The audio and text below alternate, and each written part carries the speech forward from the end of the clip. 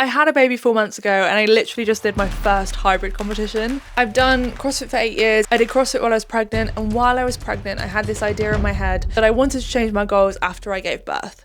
And my goal, I'd already decided in my head, was a high rocks, which means at some point I needed to start running because I literally hadn't run in over a year. At about 6 to 8 weeks postpartum, I decided I wanted to do less CrossFit and start training for this high rocks competition, but I hadn't started running yet because postpartum, you can't start running until you're about 12 weeks postpartum.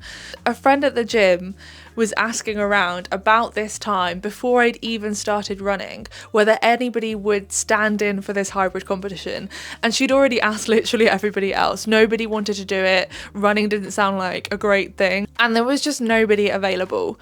She ended up asking me, and initially I was gonna say no because I hadn't even started running yet and I didn't know how it was gonna go when I started running. Often when people have given birth and they start running, they can have pelvic floor issues, which means they have to either stop running completely or do some rehab to work on that.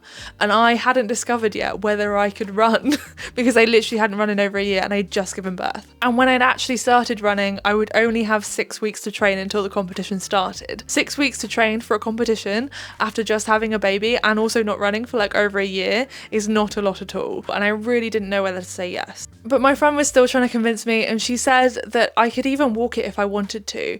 The biggest run was 1,200 meters, and worst case scenario, if I did want to do the competition, I could just walk it, and that they wouldn't be like upset if I did. They would know that I've literally just had a baby and they'd be supportive of me doing whatever was right for my body. But I definitely didn't want to walk a 1,200 meter run in front of a big crowd of people turning up to see a competition. The physio that I saw when I spoke to her about running suggested that I do couch to 5k because it's a great way to just ease in. And I also noticed they had Sarah Millican as the coach, and I love her so much. I found a way to make planking a lot easier. Do it naked, tits and belly hit the floor, a lot less to hold up. Give me a woo if you've heard of the couch to 5k app. Whole way through, you have somebody in your ear talking you through it, telling you when to run, when to walk, offering any kind of support and encouragement. And of those people, there's quite a few people you can choose from. One of them is Olympic gold medalist Michael Johnson, and another one is me. How the fuck did that happen? And I see her as like a mum figure, and she's so funny, she's so relatable. She seemed like the perfect person to be encouraging me on my running journey at the start. So I said yes to my friend, I signed up for Couch to 5k, and there was no going back. I had 6 weeks to get running and be able to run a 1,200 meters. The first week was hard. I could barely run for 2 minutes. The start of Couch to 5k, you run for barely any time at all, and at the end of the run it was like, well done, you'd run for 8 minutes total, and my heart literally sank. I felt like I'd run a lot more than that, and it was so hard. My calves hurt. I think my shoes were just completely wrong as well, and my muscular endurance was way behind my cardiovascular ability, so I felt like I wasn't even getting out of breath. I was just in pain. My calves were hurting, and I wasn't sure that my pelvic floor would hold out over longer distances. The first couple of weeks were really difficult, and I really wasn't sure if I was going to be able to do this competition. On the lead up to the competition, I had been doing my Couch to 5k week by week, and I was starting to run more time in one chunk. But you don't measure distance, and I'm not into looking at Strava because I don't really want to know how far I'm running right now. I'm just trying to get running more. So I had no idea whether I could run a 1,200 meter run. And there was also like a 100 meter sprint and a 400 meter sprint in there as well, and I didn't know I could do those either. I was absolutely terrified and toying between the idea of having to walk a 1,200 meters in front of this massive crowd, but also really wanting to be able to run it and finish it. And at the same time knowing that there was a back squat, a deadlift, a strict press, all of the other things that were going to fatigue my legs before the 1,200. I got there on the day, and the first event was the back squat, which I love, and I had no idea what I was going to be able to squat. I didn't really think that I maybe should have considered that I was going to have to be doing a run later, and that doing a heavy back squat might impact my pelvic floor and my legs. But I ended up squatting 155 kilos and narrowly missed 157. I wanted a lifetime PB. I know that's silly, 4 months postpartum, but it was so close, and the 150 felt easy. Okay, so I'm literally editing the video. The second part of the video it has no audio on it. For some reason my microphone cut out and there is no audio, so I can't use any of it, so I'm gonna have to refilm. Basically, I batched all my content and I filmed that video maybe a month ago now, weeks ago, probably about 6 weeks ago. And it's so mad looking back on that competition because I've come so far since then. So a little bonus of my video cutting out and it all going to absolute shit. I'm going to give you a little bit more updates towards the end on how it's going now. Eventually I will do like a full update of my running journey and how everything's going, but I'm just going to sprinkle in a little bit more of where I'm at right now because it would be weird to pretend like none of it's happened. Where was I? I feel like I've also changed my background since I filmed this video initially as well, so I hope you like it. Also, do you like my mug? I literally made it myself. I know it's really wonky and really ugly, but I like it. So I did the back squat and it was probably a terrible idea. I got to 155 kilos. No, I got to 150 kilos and then I failed 157 kilos. And I just got into that competitive mindset where I really wanted to push myself. I've competed quite a lot, and when I used to compete in CrossFit, I would always push myself as far as I could go. And I just clicked back into that mindset so fast. I had to go straight into the 100-meter sprint. And this competition wasn't like a CrossFit competition where you have like 30 minutes to an hour breaks in between. It was set up more like a high rocks where you go from event to event to event with very little break. The only break we did get is if it was delayed because the women were going or the men were going and they needed to reset before they started the next bit. And that would be a couple of minutes. So we went straight into the 100-meter relay and I was first. We didn't know how fast I was going to be, and normally you put one of the fastest first, and I had sprinted before, so I was okay at starting, but we mostly discussed me going first so that everybody else could catch up for me if I was slow. But I ended up not being that slow. I did race against, I think, all men in my first heat of 100 meters, but I feel like I held my own. I did quite well. The only problem was my leggings started to fall down halfway around, but it was hard, and I really felt that I hadn't trained a huge amount for this event because it had literally only been 6 weeks of doing couch to 5k, which is not a lot of like sprinting stuff. So I was definitely feeling it. I was absolutely dreading the 400 meters and the 1200 meters coming up. After that, we had the strict press and I got to 50 kilos, I think, and I pressed that for 3.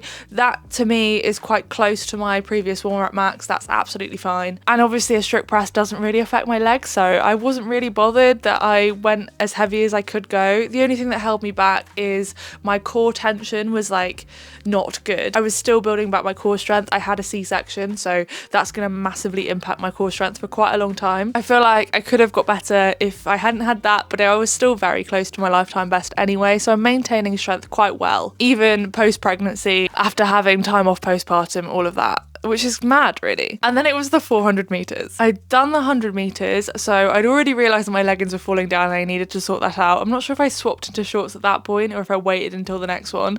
Either way, that whole situation was not good. And I was telling myself that I just need to get round the first 300 meters and then I can sprint the last 100 or go as fast as I can for the last 100. I'm not very fast right now, but that's what I was telling myself. And it was so hard. Like a 400 meter sprint is in like zone 4, zone 5. You're going quite hard the whole time. And I used to sprint 400 meters. I remember it well. This is why I default to that kind of training, that high intensity stuff. That's what I tend to excel at. I really like it, but it sucked.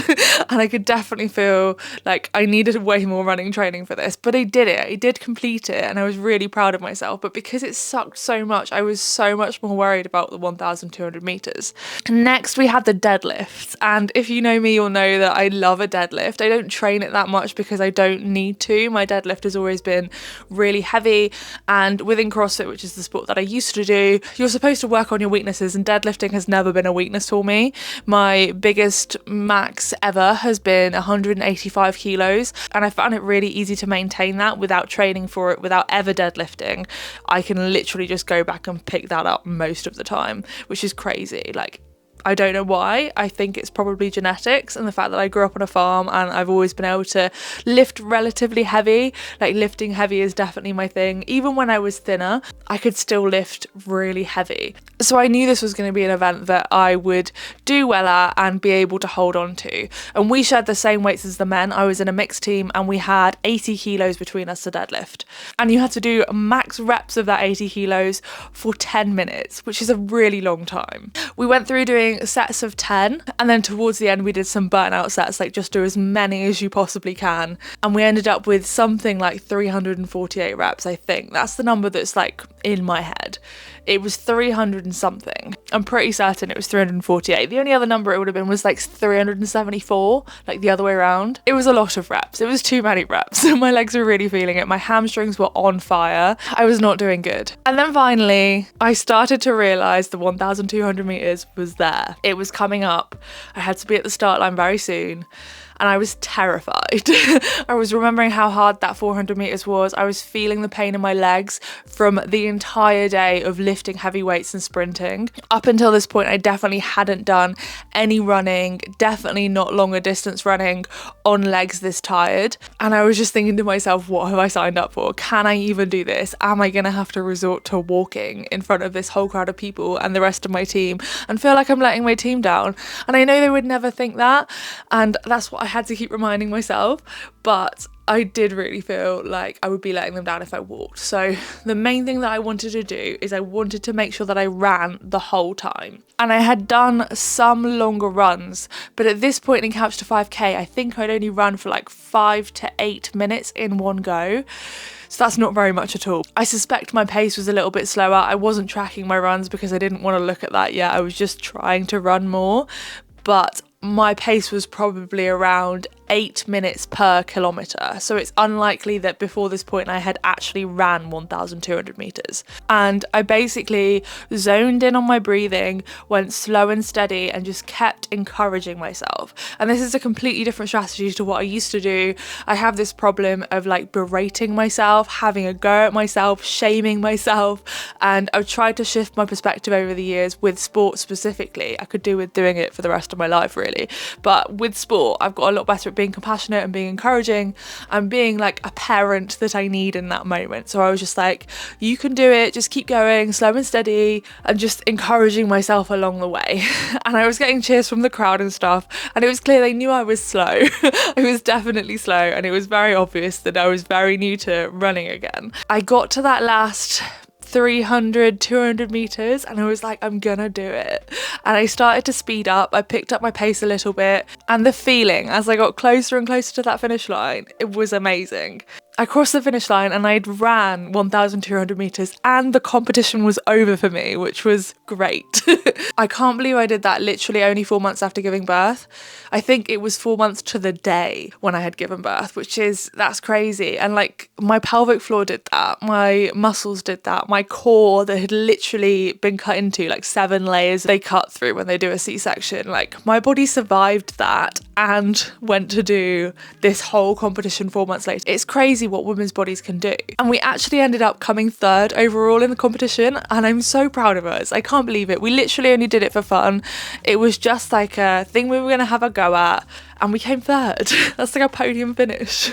And on top of all of that, my little girl was there to watch me do it. She was in the sidelines. She was asleep for some of it, but she was there. And I'll be able to tell her that she watched me do a competition 4 months after she was literally brought into the world. Having that competition as a goal to aim for really helped me push for it. It meant that I couldn't slack on it. I had to run. I had no choice, because if I didn't run, then I was going to let everybody down. And I think having that really encouraged me on my Couch to 5K journey. And then after completing this competition, I was so proud of myself, and I wanted to prove that I could do this more. I wanted to do more runs, and I wanted to make sure I stuck to this Couch to 5K journey. So I booked a run. It's a Santa run and I'm doing it soon. It's literally next week, I think.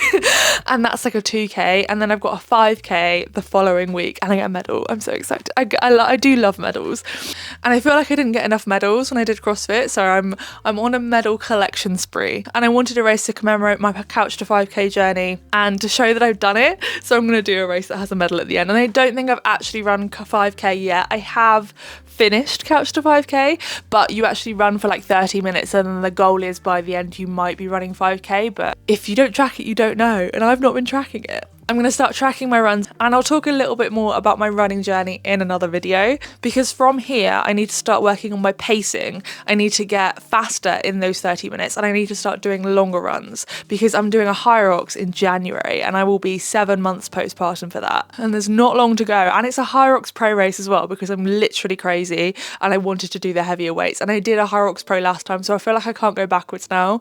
But when I did it last time, it was a much smaller sport and now it's like a massive sport, and there's probably going to be loads of like actual professional athletes in that heat with me. I can push the sled. Like, those are the weights that I want to do, so I'm going to do it anyway. And it's a lot easier to get tickets in the pro category, so that's my justification. If they don't want me to do it, they can tell me, but I'm pretty sure it's open to anybody if you want to enter it. If you want to train for something and you want extra motivation to get you there, I highly recommend booking a competition.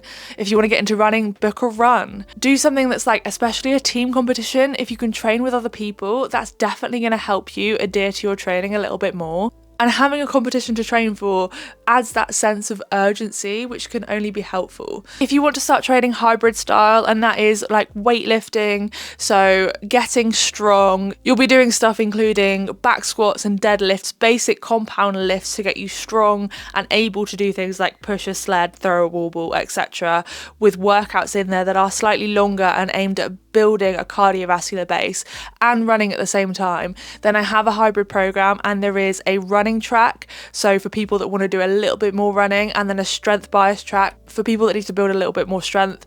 And it just means that there are a couple more sessions of running on the running one and strength on the strength one. If you want to join the hybrid program, then click the link in the description. It's only £15, and I think that's about $19. It's completely performance focused, like everything that I do, because I can't focus on aesthetics because I've struggled with an eating disorder in the past, and that's not something that we do here. I tend to do all of the competitions that I do with a just give it a go mindset, which is completely different to how I used to do it. I used to literally go into competitions to win, and I did win a lot of them, but I didn't have any fun doing it. It was awful.